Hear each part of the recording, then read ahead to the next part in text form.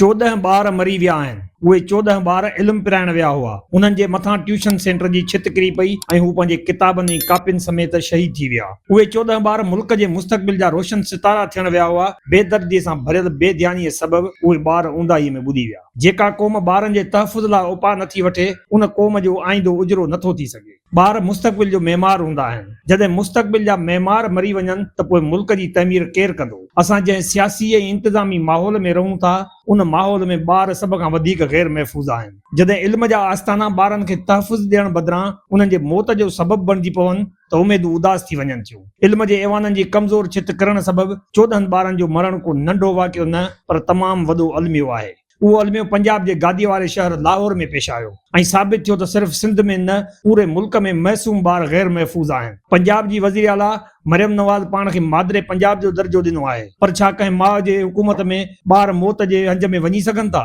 जॾहिं माउ अरबे रुपयनि जे जहाज़ में सैर कंदी हुजे, तॾहिं अवाम जा ॿार अहिड़नि हादसनि जो शिकार कीअं न थींदा? उहे ॿार ॿोॾ जे लहरनि में न लुढ़िया। उहे ॿार ज़िलज़िले सबबि अजल जे आगोश में न विया। उन्हनि ॿारनि खे त दहशतगर्दनि क़त्ल न कयो, उन्हनि ॿारनि खे गुरबत ऐं सरकारी नाअहलीअ क़त्ल कयो आहे। उन्हनि ॿारनि जो खून साबित करे चुको आहे त गुरबत दहशतगर्दी जो भयानक रूप आहे। गुरबत उहा दहशतगर्दी आहे जंहिंजो शिकार हुक्मरान न, पर ग़रीब अवाम थिए थो। जॾहिं त उन गुरबत जो सबबु उहा सरकार आहे जेका इश्तिहारनि ते किरोड़ रुपया उॾाए थी, पर अवाम जे टैक्स मां अवाम जा ॿार नथी बचाए।